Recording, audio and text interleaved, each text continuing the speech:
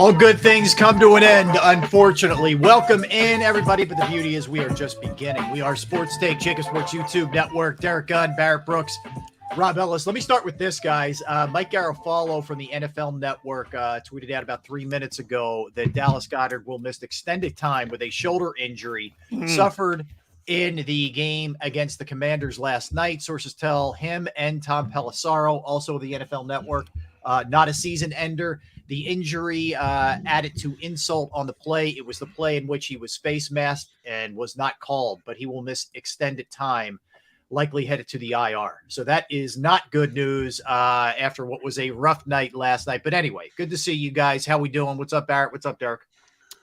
Still a little pissed off. I'm mad. I'm mad as hell. I'm still mad. I'm hot right now. Why should be? Why did Sanji make you sleep in your car? No, what it was, I should have made them sleep in their car. I mean, this team played absolutely horrendous. There was no question that they were not prepared, not necessarily as far as game plan. It was more so because they just couldn't match the effort, couldn't max and play above the Washington Commanders. They got beat up front. They got outmatched up front. Yeah, they got outplayed and they got outcoached. I mean, there's really no other way to put it. Yeah, you had a team, the game plan on the defensive side of the ball, the offensive side of the ball, the continued struggles on special teams, all, bit them. And let's not let the players off the hook. You got owned in the trenches. You got your lunch taken to you. They got their butt kicked. Yeah, so this was a collective deserved loss. And why are you guys surprised? I mean, seriously, why are you surprised? I'm surprised because it shouldn't have happened. That's why okay. I'm surprised. Okay, all right, but like I said, if you look across the league, how many games have we put under the category of wow, I didn't see this coming, and the Eagles finally got bit. Yeah, I'm not surprised in the sense that I've said repeatedly they're not going 17-0, but the way that they've gotten beat, and the problem is we're starting to see a trend here, which will be carried over as we go forward. That keep away. Number one, keep the ball out of the Eagles' hands and hammer them in the run game. And you saw it, and it's crazy because the team only averaged 3 yards per carry, but it doesn't matter when the time of possession is as skewed as it is. You can't let your offense do anything. 6 minutes, 11 seconds in the entire first half. Yes. 6 minutes, 11. You know what that means? The Washington. That means the reason why the Eagles had so much success on the defensive side of the ball is if you get up on the Eagles and the Eagles don't run the ball, that means you can continue to run the ball because they can't stop the run.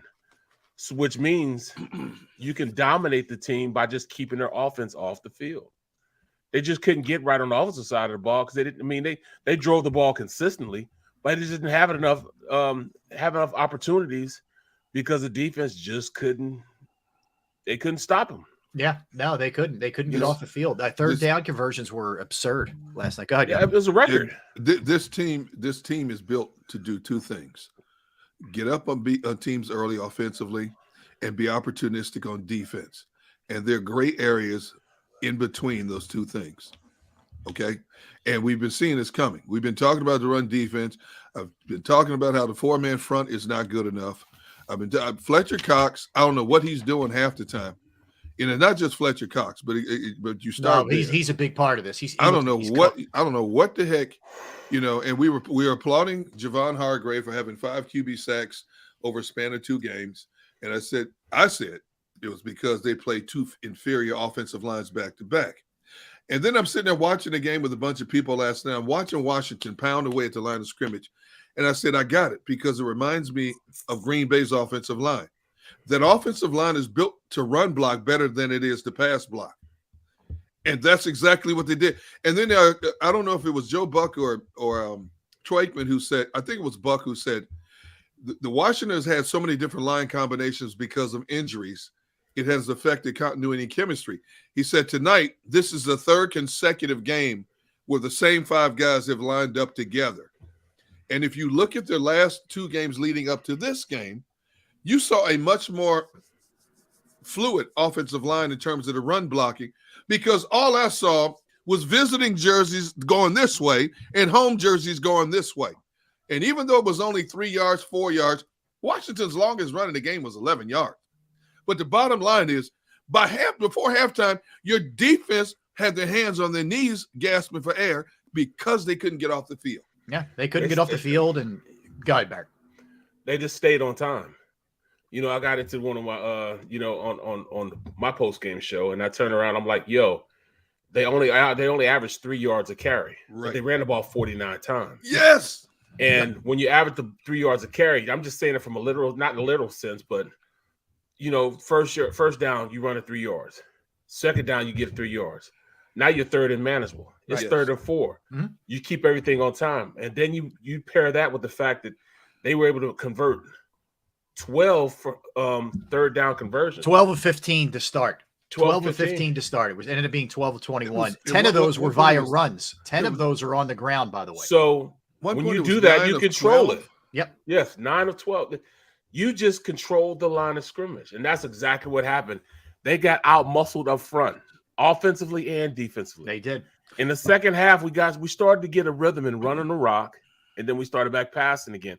Passing, they can do it, but you do that to the detriment of what you do best. You are a run-blocking offensive line. You're a run-blocking team. I just don't understand. How does Miles Sanders get 1 carry in the first half? I don't get that. I know you don't have the ball a lot, life. but give me a I break. don't get I have nothing against Boston Scott or Kenny Gainwell, but what are you mixing them in for in the first half? Run Miles Sanders. How does Boston Scott get the first carry of the game? He didn't have to take a shower.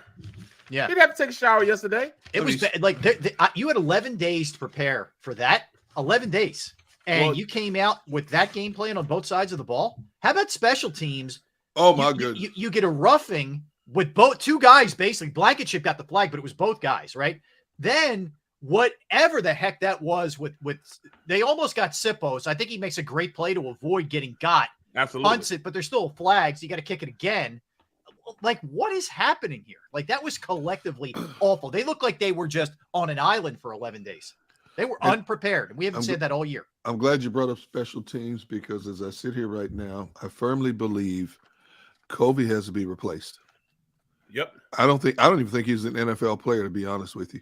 Yeah, he's not. I'm sitting there joking during the course of the game. Every time there was a punt or a kickoff, I'm screaming, and to the point I'm out on the concourse, and people are laughing. I said, "Don't do it, Kobe. Don't do it. Let it go. Don't do it." That one kickoff return. First of all, I don't know how the guy's walking. I don't know how he's upright. Nobody blocked. That one kickoff he had, by the time he got to the 15-yard line, there were 5 white jerseys standing there waiting for him. Pop. Who's blocking? It's you know what it is? It's a bad combination of he's not the guy and they don't block for him. Yes, that's a bad They combination. don't block on punt. They don't block on kickoff. No. What are they doing? What are they that dude must be doing? in traction the next day after a game. Bro, My goodness. We talk about, I've been screaming it for the longest time. Can I get a Michael Clay sighting? Yep. I said it so much that they even have a drop on 94.1 on WIP. Can I get a Michael Clay sighting? That's how much I've said it. Yeah. Bro, at this point, I just don't understand what's going on. What is going on? I mean, nobody's blocking. Nobody's doing anything. They don't know what they're doing, Barrett. They like, honestly, it's schematic stuff where they don't even know. Part of this is you need to have special teams players on your roster. Like, they don't have many. They have Sean Bradley, a few others, but most of it is like the Kobe Dean trying to figure out how to play special teams out there. But it's also just that they're not good. They're not well coached. They're not. Yes. They're not. They don't block at all, bro. No, they don't block at all. This was highly Gunnar. You asked me, I'm disappointed because I think they are the better team. Now, yes, I know the better team doesn't win every week, but that doesn't mean I'm not going to call them out for it when they lay an egg like this. Like, I'll give you an example. Fletcher Cox is making $14 million a year. Okay, great stat from Brandon Lee Gouton, who we had on the show. Was that last week? Earlier this week? I can't even remember. It all runs last week. Okay, last week, yeah. From Bleeding Green, last 6 games. Fletcher, 289 snaps, 0 sacks, 1 tackle for loss, 2 quarterback hits. He grades out 45th of 66 defensive tackles on PFF, and he's making $14 million a year. Come on, man. Not surprised. Bro, I watched the tight ends kick his ass yesterday. Yeah. No, D-Gun, you can't laugh at this, man. Yes, I can. Yes, I can. D-Gun, it was it started out a double team. But all the tackle did was just post him up like this, and then he went inside. The tight end drove him off the ball. Yes. 8 yards down the field. A tight end, D-Gun. I know, man. It wasn't even a tackle. It was a tight end. Wrong again, D-Gun. I wish I could say that. And Barrett, explain this to me. Why is Fletcher? There's some plays. Have you noticed the last couple of games, especially in the run defense, he turns his back towards the blocker? Yes. And I'm looking at. I thought I was seeing things. You want my theory? Want my theory? You don't want to get hurt. Well, he doesn't want to get hurt. You're right. They're business decisions. But I think the other part is he still hates this defense, but he wasn't getting $14 million anywhere else. So he's back. Okay. He wasn't. Now, the other thing is, let's not let the defensive ends off the hook. So I know Sweat got one last night, and that was huge. I'm not discounting that. But first 4 games, 9 sacks. Last 5 games, 3 sacks from your edge guys. So this is collectively across this defensive line. It's Hargrave's really good against the pass. He's not good against the run. Fletcher Cox is a ghost of what he used to be, and your edge guys aren't getting it done. I hate to say it, but my boy Brandon Graham, same way. I believe Fletcher Cox. I'm not going to say Fletcher Cox and Brandon Graham are done, because I don't think they're done. They're situational players now at this stage of their career, and that's what Brandon is. He's a situational player. Situation, maybe third down. I don't know. Matchup, I don't know. Fletcher, same way. I don't know. 14 million. You got to play Fletcher because you're paying the 14 million. I saw him get pressure once. I saw him get a sack. They one-on-one blocked Fletcher, and Fletcher could not beat the one-on-one block. Now the defensive ends got there. The other 3 players got there to the quarterback and hit him and sacked Taylor Henneke. But Fletcher was one-on-one and couldn't beat him. He could not beat the guard. What's about Trey? What's his name? Trey something? Yeah. His name Turner? Trey Turner, former Steeler. They got him up out of there. I don't know. It's Trey. I don't think Trey Turner the shortstop, but I don't know. Does it really matter at this point? Bro, it was one-on-one. He one-on-one blocked. And it wasn't like somebody chipped him or put a hand out on him. Yeah. It was a flat one-on-one block, me against you, mano y mano, uno versus uno, and he didn't even let him off the line of scrimmage. No, it was, again, this thing, the one thing we always kept crediting the Eagles with was, hey, they show up every week. Most teams don't in this league. They didn't show up last night. It's okay. I mean, we could say it. I'm not panicked. I think they are really good, and I think they will make adjustments where they're not going to get gashed every week on the ground. Will. Yeah, they do. Yeah, they will. Still. But it doesn't mean day after we're not going to, call them on the carpet for what this looked like. This was not good enough, man. And the game plan stunk from the coaches, and the players didn't execute either. So I will give the Eagles this to a man, and this started from Sirianni to every player. There were no referee excuses made. Every single one of them owned it and said, we didn't don't blame the refs. This is us. Right. So I'll give them that. Right. That gives me encouragement that they realize that there's some things that need to be fixed. The best line that I heard or saw, I should say, while I'm driving home from Ocean City this morning, I'm scrolling through Twitter, and somebody said, Jonathan defense is the equivalent of a COVID defense. They're playing 10 feet apart. My boy Slade. Oh, he got a job last night. Rough for Slay. Oh, my goodness. Yeah. Oh, my goodness. Yeah, McLaurin went to town, man. McLaurin did what he wanted to do, man. Did you see at one point C.J. Gardner-Johnson, he was covering him, and he caught probably like a 15-yard out route on the sideline. He said, don't put no safeties on me, man. He screamed that they caught the mic. The sideline mic caught it. Yes. Yeah, he was wide open way too many times. Yeah, this was not Slay's finest performance. We're not used to seeing this. This looked like old school Eagles defensive backs getting beat. Every dog has its day, and the dog finally bit the Eagles. Everybody's been bitten across the league, and the dog finally bit the Eagles. And like I said, the one thing the Eagles did that nobody else was able to do up to this point was overcome adversity. It wasn't like the Eagles were playing perfect games. They just jumped out on opponents and made opponents come out of their game plan to try to play catch up. And once they got close, the Eagles put it in second gear and took off from them. Yeah. They couldn't do it this time. And I'm telling you right now, it all started with that Houston game. The difference between Houston and this game was Houston didn't have the players to finish the job.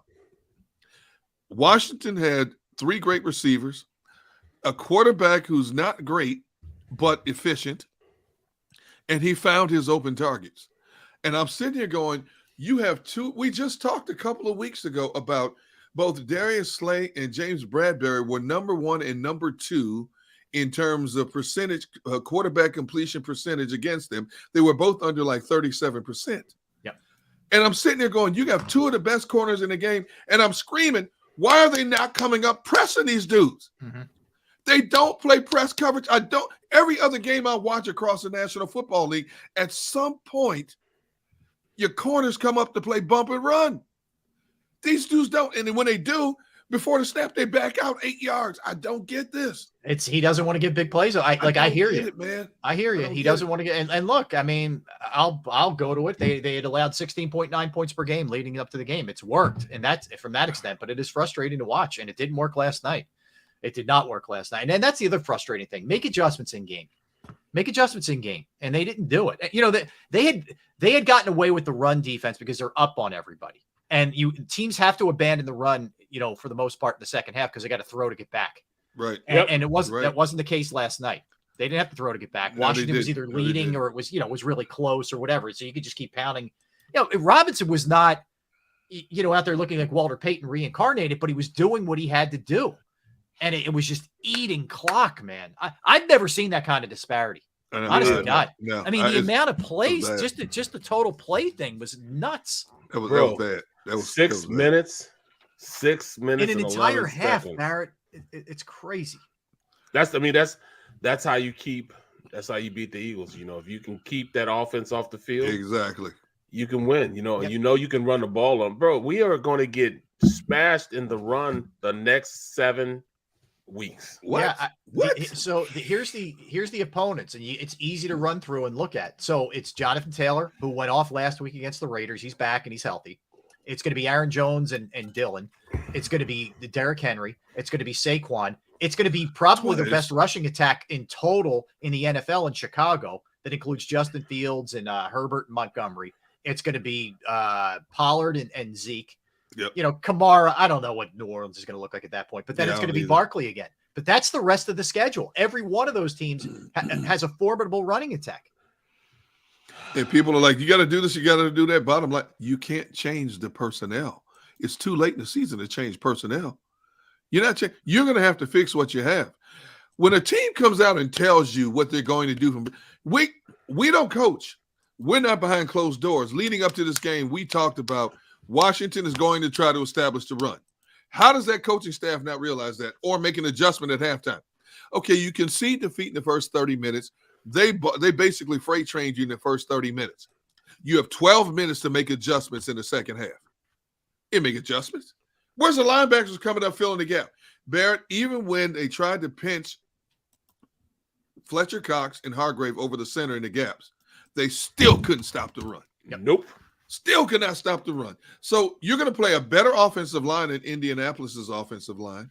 You're going to play a Green Bay offensive line that's built for run because they ran over Dallas for 200 yards. They ran over a good Buffalo defense for 183 yards. What are they going to come here and do? Run the ball. Run the ball. What's Saquon you saw the Green Bay. They beat the Bills by just running the rock. Running the ball. They couldn't finish it. But how did they beat Dallas?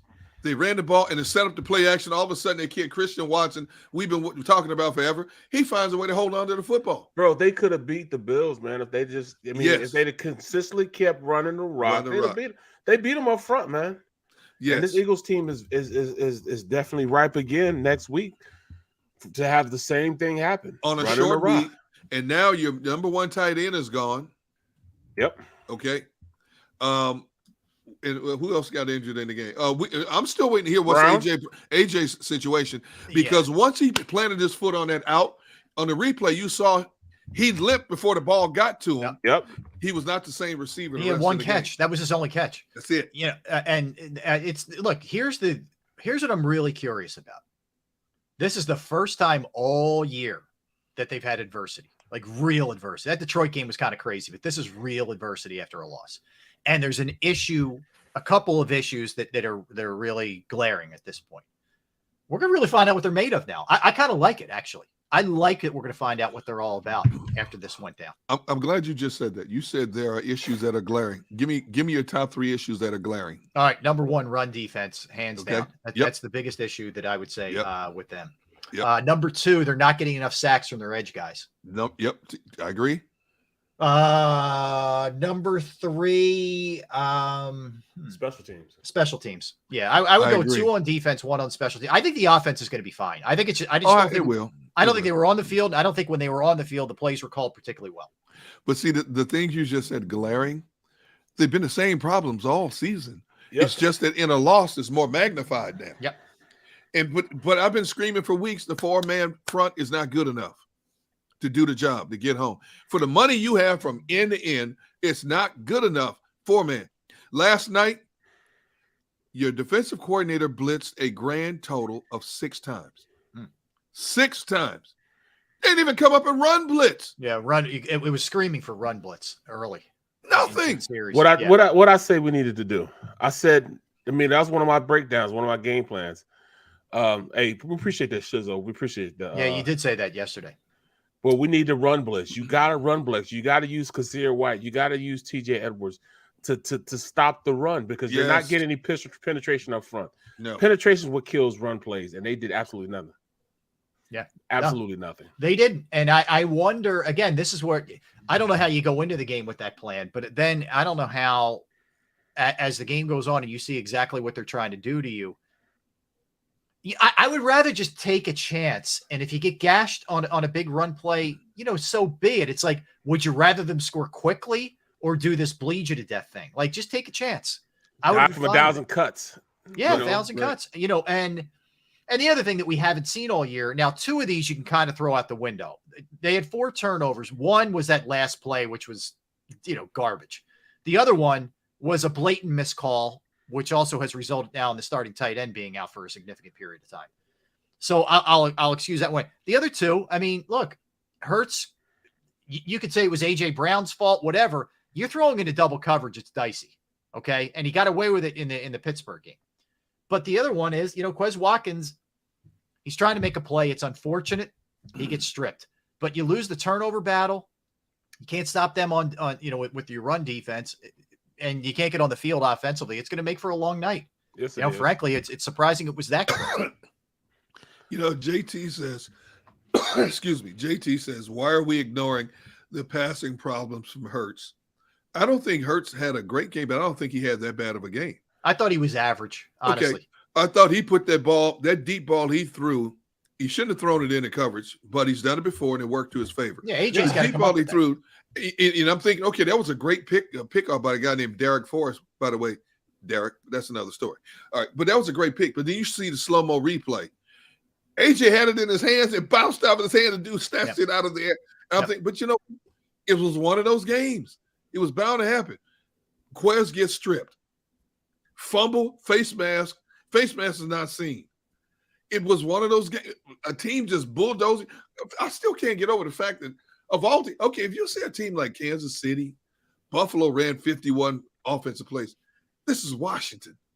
Washington ran 51 offensive plays on your defense in the first half. Yeah. Washington. They got their comeuppance this week. The only thing I would say is there's a lot of like fire Gannon, oh my God, panic time. The only thing I would say to that is, the Chiefs lost to the Colts. Yeah. Okay. Chiefs lost to the Colts. Right. Good teams lose to lesser teams every single week during the regular season. Every week. It's how you respond to that loss. And we're going to find out a lot about them this week against the Colts. On a short week, which I actually think is probably better. You want to get the stank out your mouth. Yeah, and you've had too much time to think about these games to begin with all the. They got to go brush their teeth. Yeah, brush your teeth and move. Floss a little bit and get going, man. And plus the advantage they've had that a lot of teams have not had is they have been relatively healthy up at first 10 weeks of the season. You look at teams, prominent players dropping like flies. This team has been healthy. Yeah. Now the little are catching up. Your tight end, arguably one of the top 4 tight ends in the game, is out indefinitely. There's no timetable on this thing. Yes, indefinitely, which is not good. Yep. You don't know exactly how your number 1 receiver is right now because he limped through the rest of that game. He favored that ankle the rest of the game. And we had this guy on our show after the game called Dr. Bruce. And I said, what do you look for in something like that, especially when a player continues to play through a game because you've got that adrenaline rush and you don't feel the pain and stuff? He said, well, after the game, once the body has had time to relax, you start looking for swelling and you start looking to see if there's any tendon issues. So, I mean, these are things you look for. It's amazing. You know, Barrett, you played the game for 12 years as a pro. I've covered the game for over 4 decades. And the one thing that's always impressed me about the human body playing in a pro football game is you can be injured, but because you have that adrenaline rush, it can get you through the game. And then all of a sudden, when your body relaxes and the muscles start to relax, all of a sudden the player's out 2 weeks, 3 weeks. You know, yeah, he's in the training room right now. He's definitely in the training room right now.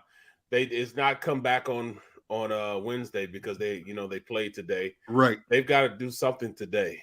And, you know, a lot of those guys are going to be in there. And you know, I now see how much of a factor Avonte Maddox and Davis made on the defensive side of the ball. Yeah. Yeah. No, yeah. We see their effect. It's true. I mean, Avonte was a big loss for sure. You saw that, you know, McLaurin worked out of the slot a lot last night. And he worked out too. He worked out. Ooh, he worked out. He did. And let me ask both of you guys this. Yep. Do you honestly think Avonte Maddox could have stopped Terry McLaurin last night? Stop? No. Contained him a little bit more, maybe. Yeah. They wouldn't have stopped him. I don't know. No, but McLaurin does that to everybody every week. On a little flag route. That's what I'm saying. Yes. Yeah. Like on the little flag route that he beat C.J. Garner-Johnson on. Right. I believe Avonte Maddox would have played better on that play. He defended it better. Yeah. I will say that.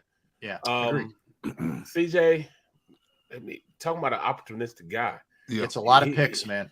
Yeah, he does. He's gonna get paid next year for somebody. He's leading NFL in picks right now. Yeah, he is. He's gonna get paid, bro. Yeah, he is. Yeah, for sure. All right, look, a lot to digest here. They lose Goddard, and we don't know how long.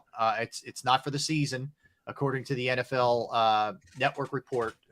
Mike Garafolo and Tom Pelissaro, both reporting shoulder injury, and I got to tell you, it does piss you off that it happened on that play where they don't get the face mask call. Yeah. And I'm not blaming they lost the game. I'm not blaming the refs. I'm just telling you that just makes it that much worse. How do you miss that? The back judge is right there. How did he miss that? And then after the game, the freaking pool referee says, well, we weren't looking for the face mask. We were looking to see if he was down. But guess what, dude? That's part of your job to be looking for the freaking face mask. Give me a break. And that's part of the reason why he gave up the ball. Right. Face down. And by the way, let me just say, I by letter of the law, the Brandon Graham play was called correctly. Yes, I have zero issue with that. None whatsoever. Yes. And Brandon admitted it after the game. Yep. But I'm looking at Dan just texted me. He said Rivera knew how to defend the Eagles the second time through. Yeah, I'm glad you brought that up because did you see how the corners came up to challenge receivers on balls? Yep. They didn't do that the first game. Yep. They were coming up challenging and defending passes a lot better. That kid they have, the tall, lanky corner, Juice. What's his name? St. Juice. He's going to be a heck of a player, dude. That kid can flat out play. Yeah, look, they Rivera and Scott Turner and everybody else, whoever you name every coordinator, they outcoached the Eagles. And Sirianni got outcoached, and his coordinators got outcoached, and they deserve the loss. The Eagles earned every bit of that loss. They did. All right, we'll talk about it. So we'll go heavy into the defense when we get back and some of the mind-boggling stats from that aspect. Then we'll get into the offense. We have Bo Wolf from The Athletic is going to join us at 1:30, and then we will dive into some NFL stuff. There's some really impactful injury stuff going on around the league, which we'll get into at 2:00 as well. But it is wall-to-wall Eagles today, all right? And you want to react, give us some of your best comments in the chat section, and we will react to it. And in turn, let's hit that like button. We have been a little shy on the like button. Let's hammer it today if we can. All right, we come back. Derek Gunn, Barrett Brooks, Rob Ellis. We're Sports Take, JAKIB Sports YouTube Network. Continue with the Eagles discussion. All right, let's talk about Jim Murray and Principal Financial Group, because finding the right person to entrust with your hard-earned money can be difficult. I found the right person, and I'd like for you to find the right person as well. And that is Jim Murray from Principal Financial Group. Whether it's retirement planning, 401k review, insurance review, you have a small business trying to set up your employee benefits, or something that you're just not sure about, he's a great resource to just reach out to. I've entrusted my IRA, my 401k rollover to Jim. I couldn't be any happier. You will be as well. Give him a call, 610-996-4751, 610-996-4751. You can email him as well, Murray, MURRAY.Jim@principal.com. That's Murray.Jim@principal.com. Don't wait until after